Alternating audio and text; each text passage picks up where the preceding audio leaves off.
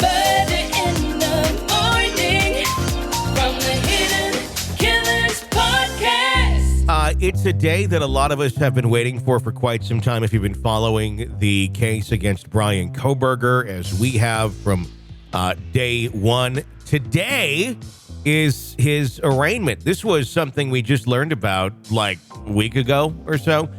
It was originally supposed to be the preliminary hearing in June, but that is now canceled.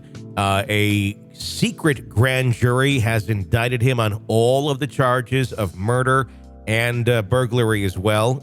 The 4 counts of first-degree murder and the burglary charges. And today is the day we are going to hear him plead, and probably not a whole lot more. That's the thing everybody's was kind of excited about with the preliminary hearing, is that's almost like a mini trial, if you will. Yeah. That's where both sides come out. They throw down what they have against each other, enough anyway to either convince the judge that, yes, this should continue on to trial or whatever should happen.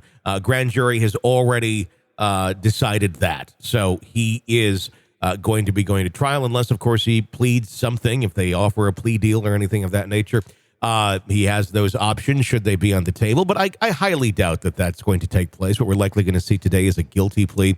And then after that, there'll be another hearing, probably a week or two or maybe more down the road for scheduling. And then a lot of hearings as they prepare for an actual trial. I'm assuming this gag order is going to stay in place throughout that whole process. And we're probably, other than leaks that come through, I don't expect a lot today, quite honestly, as the hearing takes place. But we'll have coverage of it for you here as it happens. I'm understanding that we're going to have audio as well. This has been something where they keep changing their minds like last minute on so many things. So as I say that right now, just don't hold your breath. Whatever we can get for you today on this case in terms of the audio from the courtroom, we'll, of course, give you the information on what happens regardless. But I hope we have something on all that. Tony, what are your thoughts on, do you think, when was this, back in March, that they decided that they could do a firing squad for those who are sentenced to death in Idaho? Do you think that maybe with that sitting on the table, maybe he'll enter a plea of not guilty to spare himself that? No. Is that a possibility? I think I don't see that, quite honestly. I think he's going to take his chance. If he believes he's innocent, which that's been the thing. He says he's looking forward to being exonerated, or at least his attorneys have said that.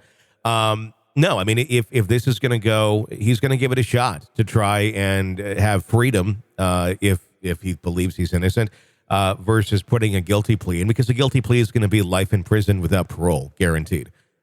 So yeah, that's true. And there's so much evidence like putting him near the crime scene where he didn't live by them. He had no reason to be there. He wasn't associated with anybody in that area, but they placed him there. So there's so many things pointing at him, and I don't think he stands a chance. I think there's a lot of things we don't know about yet in this case, not necessarily that are there to exonerate him, but I think there's a lot more damning evidence in this case that is being held close to the vest at this moment in time that really even pinpoint him there in greater detail. There's been a lot of things that were taken out of his apartment.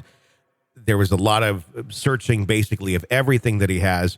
And there has been leaks that have come out, and even just straight up documents that say they found blood over here. They've never been specific enough to say this was his blood, this was a victim's blood, the DNA of it. That has not yet been revealed.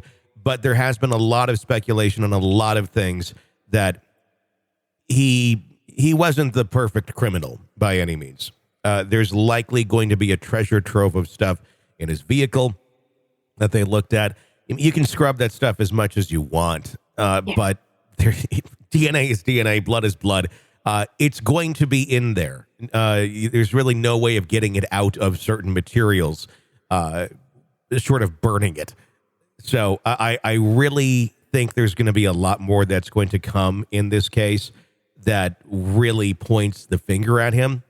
I could be wrong, but I really think there's a lot more to come. In terms of what we know thus far, some of the bigger pieces that stand out to me, and I think the biggest one to me is the fact that his phone pings him right in the area of the murders in the middle of the night on that November evening.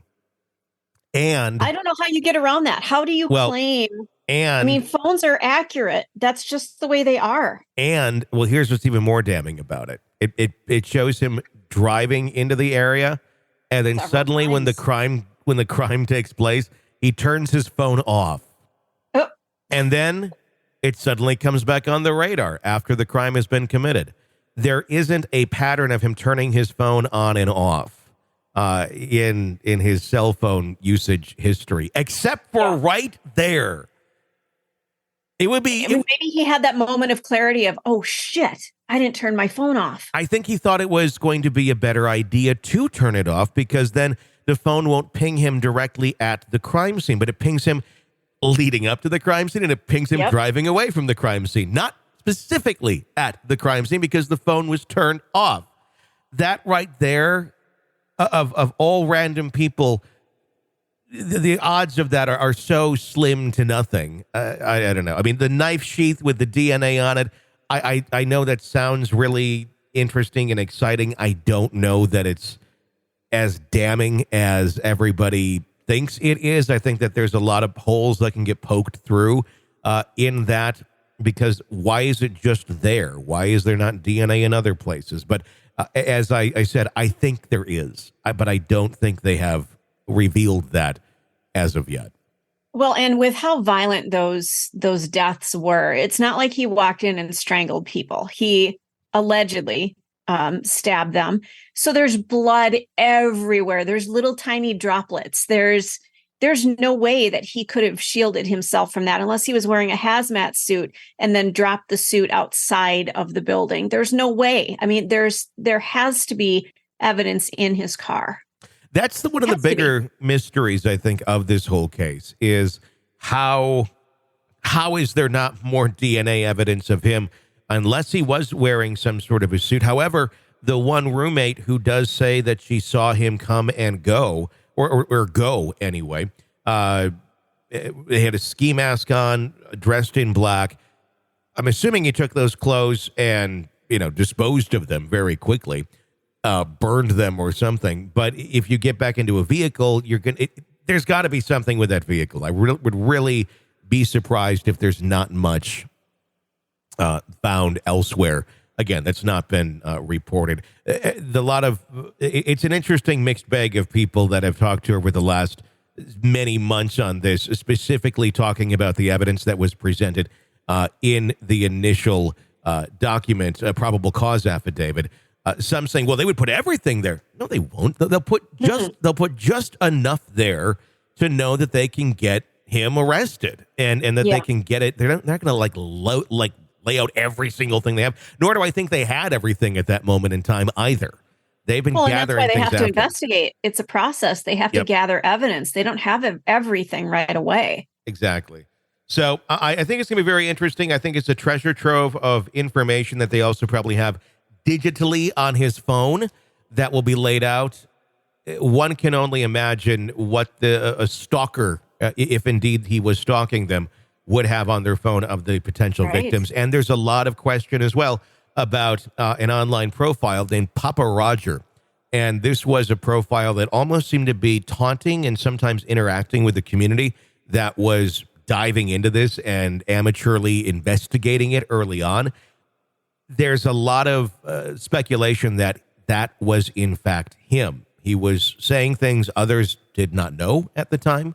A friend of ours and former FBI agent Jennifer Coffindaffer, we've had her on many times talking about this. In fact, I'm talking with her later in the day about all of this. So this week, you'll hear a lot of interesting conversations with her here on the podcast. So be sure to press subscribe to not miss any of that. But it's certainly a crazy case in terms of what what will all be presented. And some of the people that have been very close to the case have said things along the lines of, yeah, this is even crazier than what you think.